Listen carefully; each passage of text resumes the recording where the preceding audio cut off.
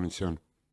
2026 թվականը 2021-26 թվականի ձեր կառավարության ծրագրի վերջին բյուջետային տարին է, հետևաբար հիմա առիթն է, որ նաև մենք այդ իմաստով դիտարկենք, այսինքն իրականում այն խոստումները, որոնք որ եղել են տնտեսական, սոցիալական ասպեկտում համակարգված, դի ամփոփումը ունենային կամ գնահատվեին ի վերջո 2026-ին։ Ինչ եմ դա այդպես ներկայացնում նախաբանում, որովհետև այս հարցերը միշտ առիթ ունեցել ենք ներկայացնելու, բայց մեզ դուք պատասխանել եք կառավարությունը որպես, որ դեռ ժամանակ կա, մենք մեր խոստումների տերն ենք կատարենք։ Հիմա հարցս վերաբերում է տնտեսական եւ բնականաբար դրանից բխող նաեւ կարևորագույն սոցիալական ոլորտին, ընդհանուր է եւ դրա համար եմ ձեզ տալիս, նայեք, դուք իրականում խոստացել էիք տարեկան առնվազն 7%-անոց տնտեսական աճ, հիմա կարծես թե այդ 7%-անոց տնտեսական աճը, եթե գոնե միջինով հաշվենք, ապահովված է, համենայն դեպս դուք այդ մասին նաեւ ասում եք, այլ հարց է, որ դրա մի մեծ մասը արտաքին դրական գործոնով է պայմանավորված եւ դա փաստ է եւ երկրորդը նաեւ պետական պարտքի իմաստով այն ինչ որ ծրագրել էիք այս տարիների ընթացքում այդ պարտքն էլ վերցրել եք եւ նաեւ հաջորդ տարվա համար է ծրագրված նորից, այսինքն ձեր պլանավորած պարտքը պետական էլի ավելացնելու եք, այսինքն հիմա այս մասով իբրև թե կամ առնվազն ձեր գնահատումներով կատարված է։ Հիմա եթե տնտեսությունը աճել է, բնականաբար դրանից բխող նաև հարկային եկամուտները ձեր ծրագրված դուք հավաքել եք, խոստացել էիք, որ 2026-ին պիտի միջին կենսաթոշակը լինի նվազագույն սպառողական զամբյուղի արժեքին հավասար, նվազագույն կենսաթոշակն էլ պիտի լինի պարենային զամբյուղի արժեքին հավասար, նվազագույն աշխատավարձն էլ պիտի սահմանեք 85,000 դրամ։ Սա դուք ներկայացրել եք կառավարության ծրագրում, հիմա ավարտին ենք մոտենում, ձեր այդ խոստումները չեք կատարում, իրավիճակը շատ պարզ է, էական է տարբերությունը, օրինակ միջին կենսաթոշակը 50,000 է, եթե նույնիսկ ձեր հաջորդ տարվա այդ հետ վերադարձինն էլ նկատի առնենք, որ 6,000 դրամը դարձնում եք 10,000 դրամ, 2% էլ այս վերջերս որպես ուրախ լուր հայտնեցիք, որ քեշբեք եք տալու, եթե անկանխիկ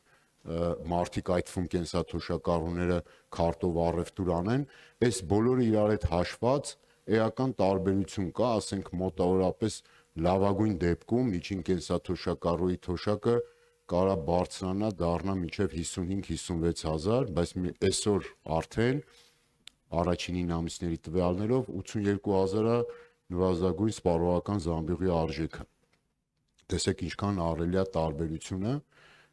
75,000 նվազագույն աշխատավարձը եւ նույնը նաեւ այդ էական տարբերությունը կա նվազագույն թոշակի մասով։ Հիմա տնտեսությունն ցուցանիշները, ապա հարցը ես դες խնդրում եմ էլի, քանի որ շատ գերատեսչություններ են լինել։ Ես արդեն հարցին եմ ասել։ Աշխատեք 2 րոպեում ձևակերպել էլի հարցը։ Եվ հարցս շատ պարզ է, որտեղ իրավիճակն է պարզ։ Հիմա դուք այդ ձեր խոստումը չեք կատարել, որովհետև ի սկզբանե դա պոպուլիստական էր եւ նպատակը քաղաքացու մոտ 700,000 քաղաքացու է վերաբերում իրանց քվեն ստանալն էր, թե տնտեսական այս աճերը, որ ներկայացնում եք, դրանք իրական չեն, նկարված են, հետեւաբար հնարավոր չի նաեւ այդ սոցիալական խոստումը կատարել։ Պարոն Հովհաննիսյան, խնդրում եմ պատասխանեք, այն մի պատվանը, թե այն մյուսը, ընտրեք։ Պարոն Ավետիսյան, նախ ասեմ, որ ամենամեծ աճը 2025 թվականից 2026 թվական հենց տեղի է ունենում աշխատանքի եւ սոցիալական հարցերի նախարարության գծով, որը պայմանավորված է տարբեր հանգամանքներով Ես կարծում եմ, որ երբ որ մենք սոցիալական ոլորտը քննարկելու ունենք, նախարարը մանրամասն ավելի մանրամասն եւ դիպուկ կպատասխանի ձեր հարցերին, բայց ես կարող եմ ասել, թե ինչ սկզբունքներ են դրված մեր բյուջեի պլանավորման հիմքում, որովհետեւ այստեղ կարևորը ֆիսկալ կայունության ապահովումն է, որը վերաբերվում է թե պարտքին եւ թե մեր ստանձնած պարտավորությունների պատշաճ կատարմանը եւ տարբեր ոլորտների գերակայությունները եւ առաջնահերթությունները հաշվի առնելով ենք մենք ի վերջո հանգում այն փաստաթղթին, որը ներկայացրել ենք ազգային ժողով։ Ես կարող եմ նաեւ պարտքի մասով ասել, որ մենք ոչ միայն կատարել ենք այն ինչ որ կառավարության ծրագրով նախատեսված էր, որտեղ կառավարության ծրագրով նախատեսված էր պարտքը նվազեցնել 60%-ից ներքև, մենք կարողացել ենք, այսինքն իրավիճակի բերումով եւ նաեւ մեր վարած քաղաքականության հետևանքով կառավարության պարտքը ոչ միայն 60%-ից է ներքև, այլ 50%-ից էլ է ներքև։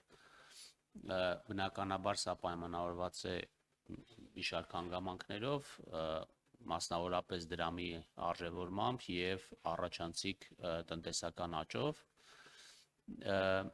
Ձեր հարցի պատասխանը ուղիղ ես կդժվարանամ հիմա բարձաբանեմ, վստահ եմ նախարարը կասի, բայց այստեղ վստահ եմ դուք հիմա այս հարցը որ տալիս եք չեք ակնկալում, որ օրինակ եթե մենք առաջարկենք կամ դուք գայիք առաջարկեիք հիմա, ասեք եկեք կենսաթոշակը բարձրացնենք, միջին կենսաթոշակը այսօր բարձրացնենք, դարձնենք պարենային զամբյուղին համապատասխան,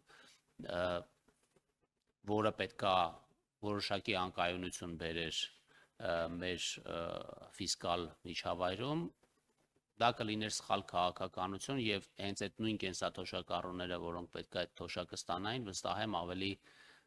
վատ կենսամակարդակ կունենային դրա հետևանքով, քան դրանից առաջ։ Այսինքն այդ հարցերը անդրադառնալուց պետք է մանրամասն նայել, այո,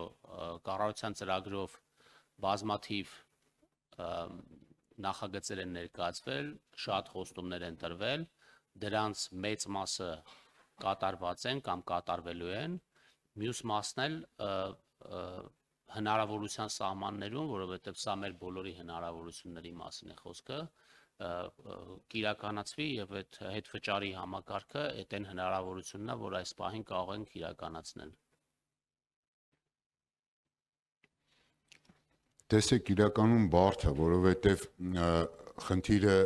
վերաբերում է մոտավորապես այն ինչ ասեցի, այս 3 խոստումը վերաբերում է ամենաանապահով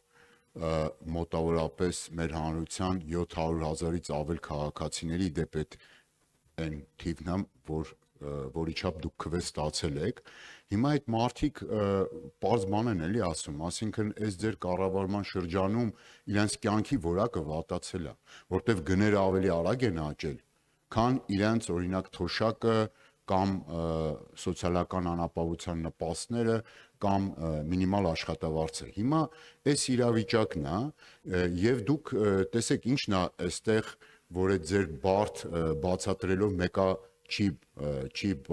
պարզվում։ Մի պարզ բան, խոստացել էիք, ասել էիք 7%-անոց աճ կլինի։ Հիմա եղել է ինչ ֆինանսական անկայունության մասին է։ Տարեկան ձեր 7%-անոց աճը ապահովել եք։ Ասել եք այսքան պարտ կվերցնենք, վերցրել եք։ Հիմա լավ, այդ արել եք, իբրև թե տնտեսությունը աճել է։ Հիմա այն չափով, ինչ չափով դուք ծրագրել եք մի բան էլ գուցե ավել։ Հիմա պարզ բան է էլի հարցնում թոշակառուն եւ աշխատող աղքատը։ Ասում է, բա ինձ ինչի մոռացաք։ Ասում է, բա ես էլ պետք է հիմա ստանայի պարենային զամբյուղի արժեքի չափով նվազագույն թոշակ, ինչի չեմ ստանում։ Ես պետք է ստանայի միջին թոշակ, որը պետք է հավասարներ նվազագույն աշխատավարձի չափով։ Ինչի չեմ ստանում։ Աշխատող աղքատն ասում է, աշխատում եմ աղքատա, բա դուք հակառակն եք ասել, ասում եք առաջնահերթ այս հարցերը պետք է լուծենք։ Բա լավ, հիմա ասֆալտ եք անում, հիմա ասում եք պարտեն կա, շատ լավ եք անում։ Այս ամեն ինչը լավ է, պետական ծառայողի աշխատավարձներ որ բարձրացնեք շատ ավելի լավ։ Բայց այդ չի նշանակում, որ մեր հանրության շուրջ 40%-ին ամենաանապահով խավերին տված ձեր խոստումը պետք է չկատարեք եւ ասենք պետք է գաք այստեղ փորձեք բարդ ինչ որ տերմինոլոգիայով փորձեք բացատրել։ Սա ընդունելի չի էլի, պարոն Հովհաննիսյան, բարդ է, բայց ընդունելի չի։ Ախր դուք մենակ չեք ըստեղ։ Պարոն Ավետիսյան, ես ոչ մի բարդ տերմին չեմ օգտագործել։ Ես ոչ մի բարդ տերմին չեմ օգտագործել։ Իրականում կա ընթացիկ իրավիճակ, ամեն տարի մենք կազմում ենք բյուջե եւ մենք 5 տարվա համար չենք բյուջե կազմում, դա կախված է մեր երկրի առաջ կանգնած մարտահրավերներից, կան ծախսեր, որոնք ավելացել են եւ համարվել են ավելի գերակա, մասնավորապես վերջին տարիներին կտրուկ ավելացել է պաշտպանական ծախսերը, որոնք անհրաժեշտ էին մեր երկրի դիմակայունությունը ապահովելու համար եւ կարող ենք առանձին քաղաքականությունների մասով քննարկում ունենալ եւ դուք օրինակ առաջարկեք, ասեք գիտեք ինչ, այս որ մյուս տարի այս թիվը գրել եք ստեղ, այդ թիվը մի գրեք, այդ թիվը վերցրեք գրեք թոշակների դիմաց։ Էդի կլինի քննարկում։ Դուք առաջարկեք, ինչը ձեզ դուր չի գալի այսօրվա բյուջեում, որ թիվը ձեզ դուր չի գալիս, որ քաղաքականությունը ձեզ դուր չի գալիս, մենք էլ կքննարկենք, հասկանանք, հնարավոր է ձեր առաջ կարող է մի բան կա, որ մենք չենք հասկացել, դուք ավելի լավ եք հասկանում։ Դա անենք, այն մյուսը չանենք։